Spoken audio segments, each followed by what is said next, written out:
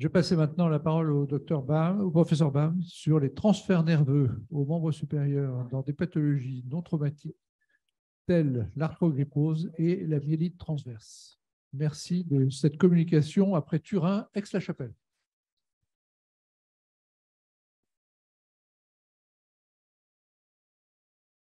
Monsieur le Président, Monsieur le Secrétaire, chers collègues, oui, je parle français.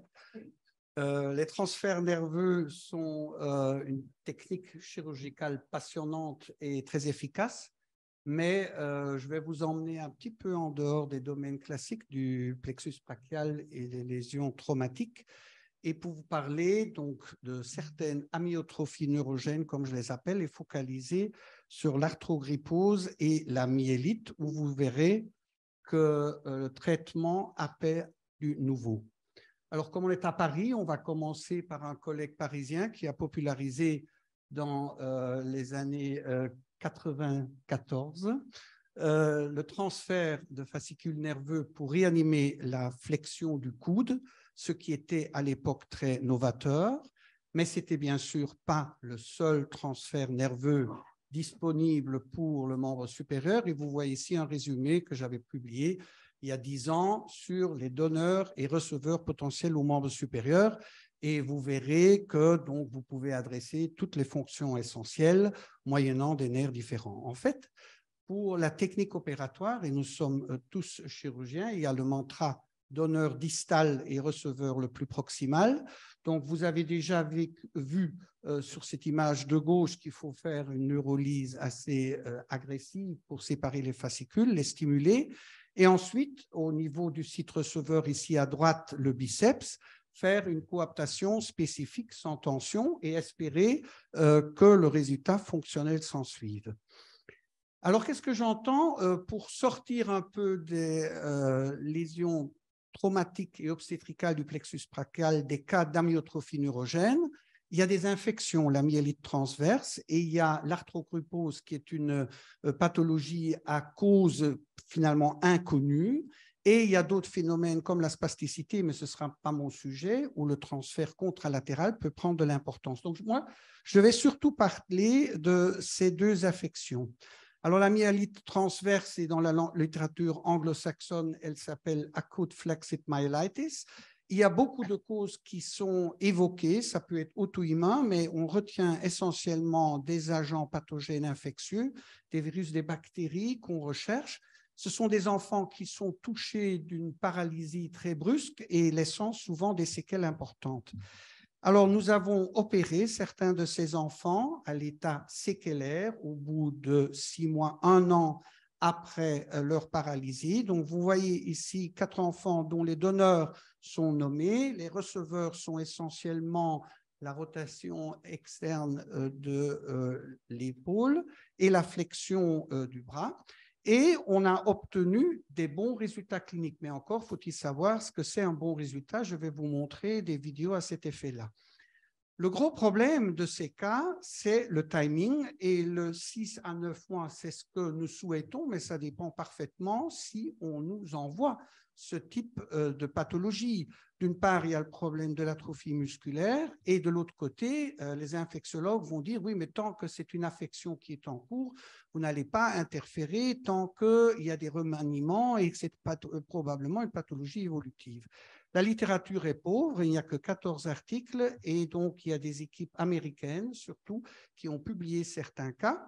Et alors, je vais vous montrer cet enfant qui, à la suite d'une myélite, a présenté donc une paralysie du membre supérieur à droite avec une main parfaite. Mais vous voyez que les fonctions de l'épaule et notamment de flexion du coude sont gravement compromises. Et alors, passer à la suivante, voilà, post-opératoire. Alors ça, avec les enfants, elle n'était pas revenue en consultation parce qu'elle habitait très loin. Mais ça, c'est après un transfert nerveux au Berlin pour sa flexion du coude. Vous voyez que cet enfant, même plus d'1 an après le début de sa myélite, elle retrouve une flexion active. Alors, sur la force, on peut en débattre, mais elle retrouve quelque chose qui n'existait plus. Et je dois dire le plan B, dans ce genre de cas où il y a une paralysie du grand dorsal, vous n'avez pas beaucoup de plan B, donc c'est quelque chose que vous pouvez proposer.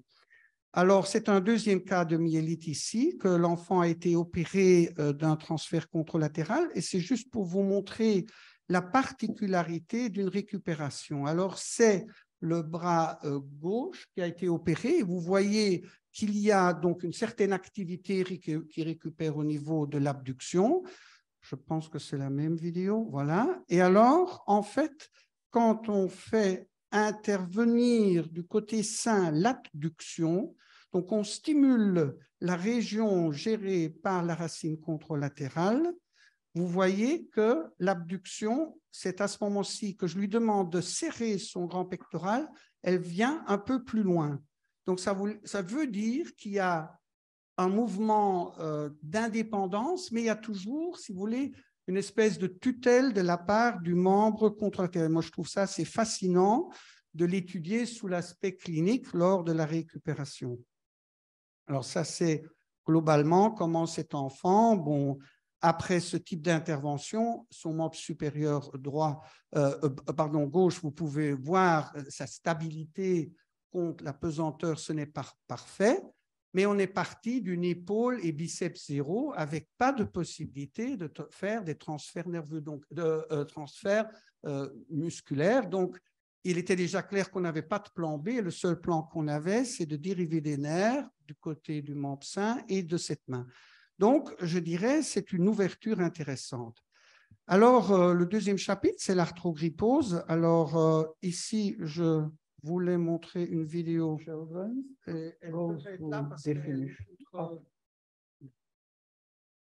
Voilà, ah, c'est gentil, merci.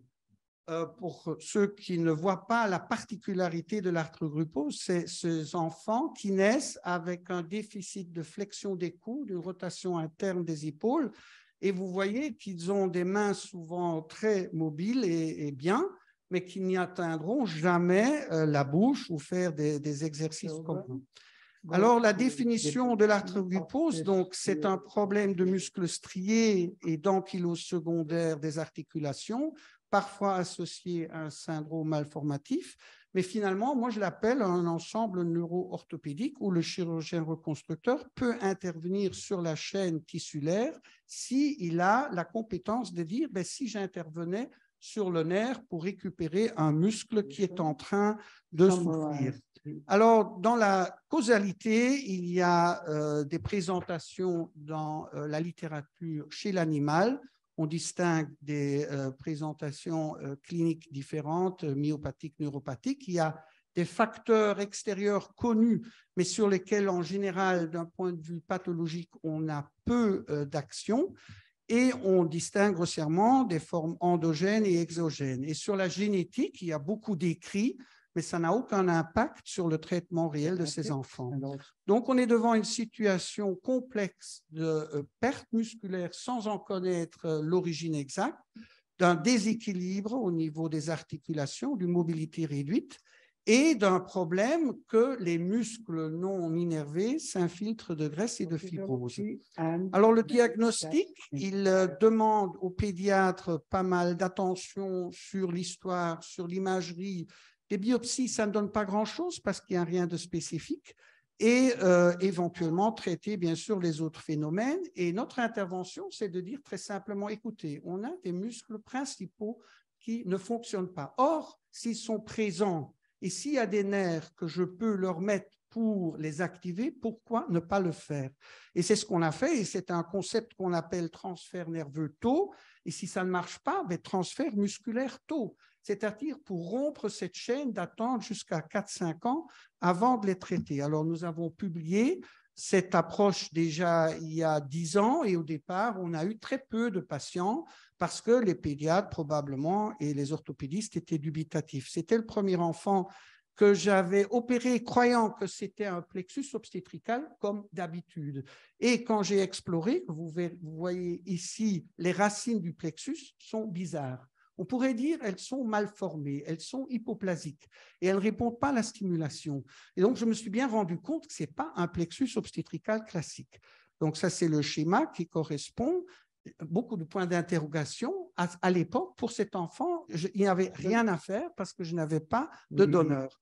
Et donc, je me suis tourné dans la littérature en disant, cet enfant, est-ce c'est autre chose. C'est pas obstétrical parce qu'il n'y a pas eu de traumatisme. Et j'ai trouvé un article qui disait, voilà, c'est probablement de l'arthrogrypose.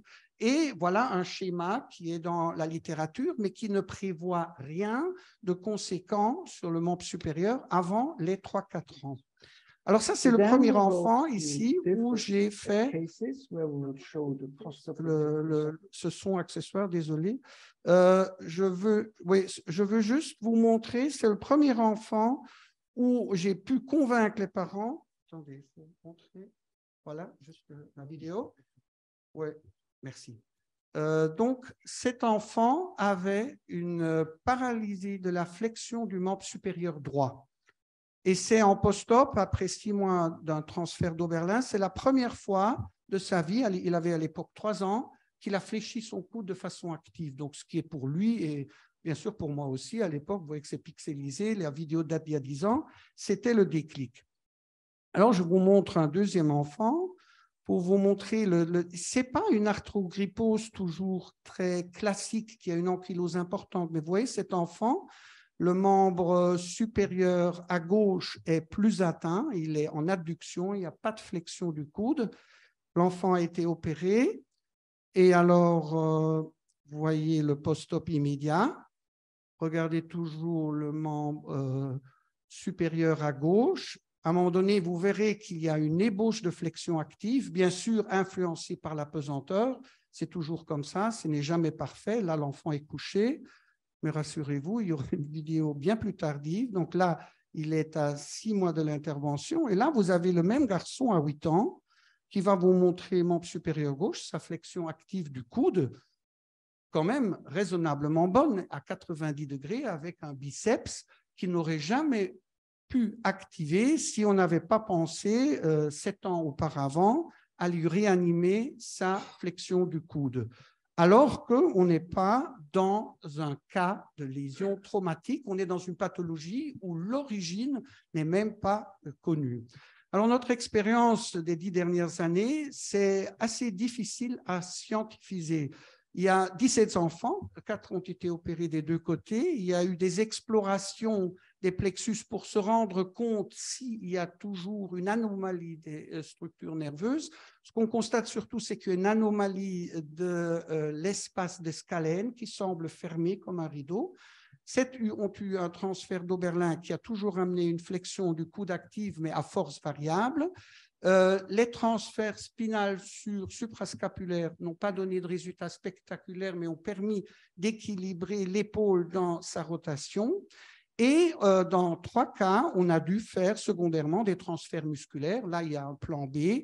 Il y a des possibilités de faire des transferts musculaires pour les cas où, par exemple, le muscle n'était pas visible ou pas viable au moment de l'exploration primitive.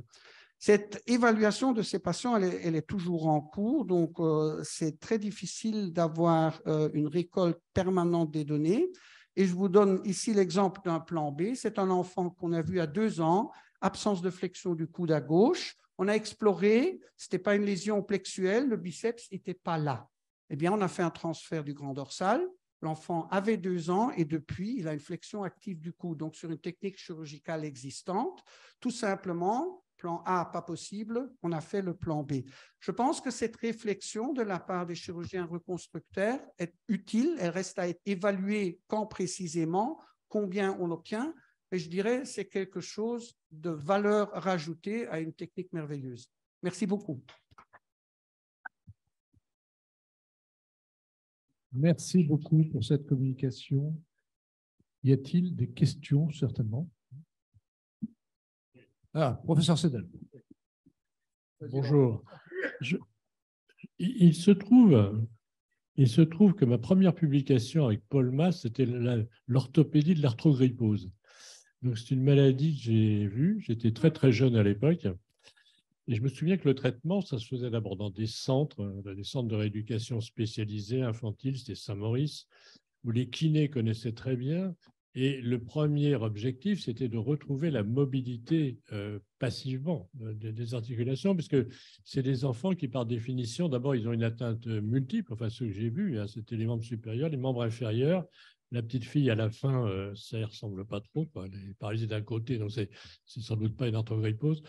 Et donc, ces kinés s'en occupaient. Et puis, avec Paul Masse, il y avait des réflexions sur faut-il à un moment faire une arthrolyse.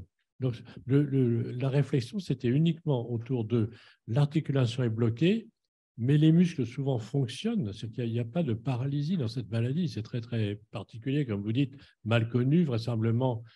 C'est lors du développement in utero, vers la fin du développement de l'embryon que ça se produit. Voilà, donc, enfin, bon, pour dire, je ne parlerai pas des myélites et de vos indications là, mais je dirais que dans l'arthrogrypose, enfin, je n'arrive pas à comprendre bien ce que vous pouvez leur apporter par transfert nerveux ou enfin quelque chose comme ça. Enfin, j'ai du mal à saisir, mais peut-être je suis trop vieux maintenant. En 2 mots, le transfert nerveux, si vous l'avez exploré et trouvé un muscle qui n'est pas innervé correctement, le fait de lui donner une nouvelle innervation fonctionnelle, il va pouvoir se développer et donner le mouvement que vous voulez, en dehors de toute considération orthopédique que je partage entièrement. Ça doit être sur une articulation qui s'est assouplie, etc. Et je n'ai pas dit que c'est un programme global pour toutes les arthrogryposes. C'est pour ça que mon introduction montrait qu'il y a des variations très étendues. Mais je dirais que c'est intéressant d'y penser dans les cas où ça se présente d'emblée comme paralytique. Moi, j'ai eu comme remarque, de toute façon, ils auraient récupéré. Mais de toute façon, ceux-là, non. Parce que j'y suis allé voir et le muscle à l'intérieur, il était atrophié, il était graisseux, il n'avait plus de support nerveux parce qu'on stimule.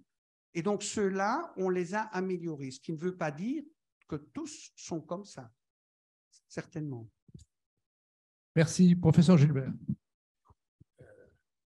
D'abord, je voulais dire que c'est très intéressant ce que tu as dit, en particulier les explorations du plexus qu'on n'a jamais fait. Et c'est vrai que c'est très intéressant. Ce serait bien que ce soit bien documenté, l'exploration des plexus.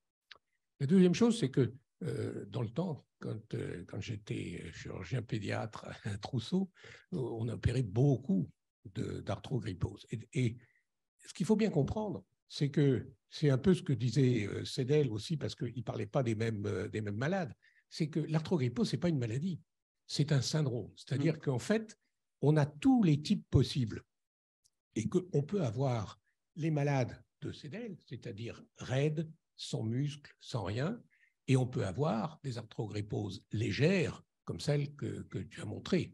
Et c'est tout à fait autre chose. C'est pour ça qu'elles ne s'opposent pas, ces choses-là. Et c'est vrai qu'un des points principaux, c'est la raideur du coude. Et ces raideurs du coude, déjà, quand on voit ça, on est déjà très, très inquiet et on est obligé de faire une intervention en général pour libérer le coude. On peut faire des relâchements du triceps, enfin bon, il y a plusieurs types d'interventions. Ce qui est important, c'est une suggestion. Je veux dire qu'on sait aussi par de bonnes IRM si le muscle est là ou pas. Donc, pour ne pas avoir forcément à aller faire une intervention et renoncer. C'est ça que je veux dire. Avec une IRM, on voit très, très bien si le biceps est présent. Et c'est vrai que dans la grande majorité de ces cas, soit il est absent, soit il est réduit à de la fibrose. Mais il y a des cas, effectivement, où on peut bénéficier de ce genre d'intervention. Merci. On a utilisé l'échographie, c'était d'accès assez facile. Alors, la résonance chez un bébé de 6 mois, en Allemagne en tout cas, ça demande toute une explication, une sédation, etc. Et je dirais, mon cœur de chirurgien était parfois plus facile à convaincre les parents de faire la petite incision et de vérifier fonctionnellement, parce que ça me permettait d'avoir l'argument fonctionnel en plus, que de dire on fait l'imagerie, mais je vous donne entièrement raison. Mais voilà, on avait les deux éléments en plus et en même temps, dans la même séance, on pouvait connecter. Docteur Valenti. Oui, j'irais dans le sens d'Alain. Souvent, les formes très sévères ont aussi des épaules en très mauvais état. Et on avait étudié ça aussi, c'est-à-dire nos résultats de transfert tendineux sur le coude étaient d'autant meilleurs que l'épaule était stable. Et il y a des formes très sévères, et c'est vrai que c'est un syndrome, il y a des formes très sévères où on a à la fois la raideur du coude, l'épaule instable, pas de biceps. Et à ce moment-là, c'est tout un programme thérapeutique compliqué. Et la question que je voulais te poser, c'est est-ce que tu as fait les deux, c'est-à-dire la neurotisation du biceps et le transfert? Parce que quand on faisait des transferts du grand dorsal, souvent on avait un grand dorsal très faible, pratiquement rien. Moi, j'ai publié d'ailleurs sur JSES 15 cas de transfert du grand dorsal dans les arthrogryposes. Tu as peut-être vu la publication. Et on a quand même un grand dorsal. Et il est parfois très faible. Et donc, on a une petite flexion, mais pas très utile. Donc, c'est pour ça, est-ce que tu as dans ton expérience des cas où tu te dis, je ferais bien les deux, c'est-à-dire une neurotisation et un transfert, mais dans le même temps? Pas dans le même temps. Par contre, on a l'expérience qu'on est allé voir le biceps qui était franchement trop mauvais, qu'on est allé voir le grand dorsal qui, dans certains cas, était mauvais aussi et qu'on a dit aux parents, on s'arrête là pour l'instant. Et dans d'autres cas, il était bon. On a dit, voilà, écoutez, dans un deuxième temps, on peut le faire. Mais on ne l'a jamais combiné dans la même intervention. Aussi par respect pour les parents qui avaient cette confiance de dire, allez voir et reconstruisez si c'est local, mais qui ne disaient pas, faites tout ce que vous voulez. Donc, voilà. Merci beaucoup pour cette belle séance sur le plexus brachial organisée par les professeurs Merle et professeur Gilbert. Une interrogation, je me tourne vers le secrétaire perpétuel. Est-ce que tu as quelque chose à dire en plus, à part à la semaine prochaine?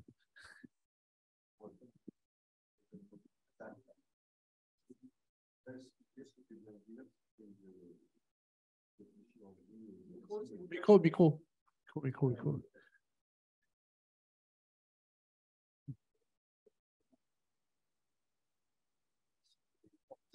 Celui qui n'est pas dans cette spécialité.